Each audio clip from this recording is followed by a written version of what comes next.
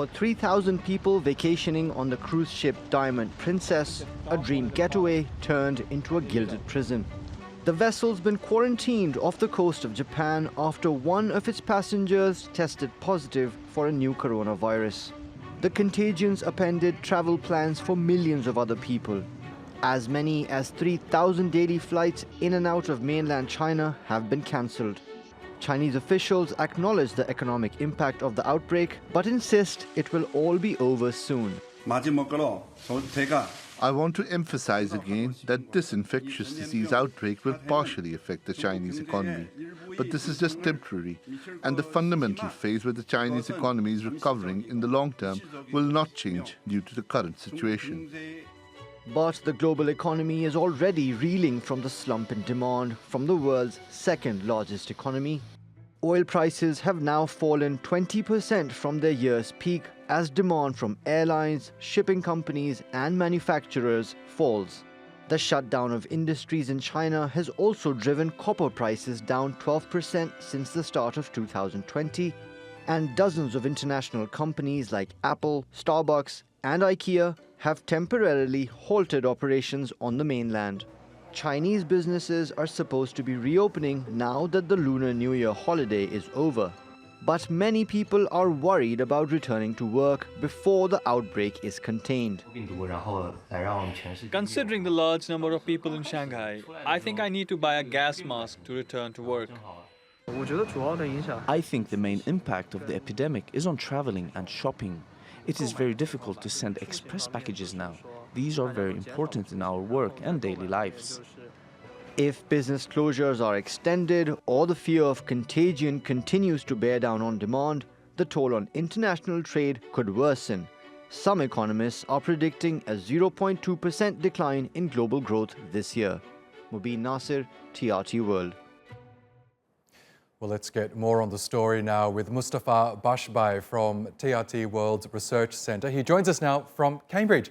Welcome to the program, Mustafa. Now, BP is the latest company to warn about the effect this outbreak is having on oil prices. It says it could cut global oil demand growth by 40% this year. How much lower could oil prices go? Well, I think it depends on the reaction of the OPEC. As you know, OPEC countries are now meeting to decide to the cut in the supply. I think depending on the reaction of the markets to OPEC's reaction to the demand for oil, the price will settle. But it is too early to tell, actually.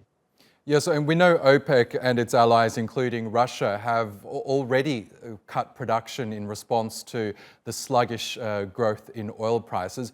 Do you believe that after their latest round of meetings, will they agree to even further cuts in response to this outbreak? It is highly likely that OPEC countries will cut supply because Saudi Arabia has been pushing for a supply reduction for a while now, and Iran, which normally opposes that decision, also said on Monday that they support a supply reduction. So now I think it is mostly up to Russia, but it is highly likely and market expects that there will be a supply reduction of 500,000 to 1 million oil barrels a day. So it is expected, yeah. Okay, now China has criticized the US for closing its borders to people who have recently been in China. This follows the actions of other countries. The UK, for example, is warning all of its citizens to leave China if possible. Australia has also closed its borders to people who've recently visited the country. The World Health Organization even says that closing borders isn't the solution right now. What do you think countries should be doing? Are they overreacting to this outbreak? Well, that question actually relates to health issues. But from an economic point of view, I think it is quite natural that countries, even though it may be overreacting, they are acting in their best interest. And as we see in the case of China, when the virus spreads, containing it is quite costly. I mean, China at the moment, two-thirds of Chinese production is still idle. And we don't know how long that will continue. So other countries are just trying to avoid that situation, but that may still be overreacting. Yeah, I agree with that.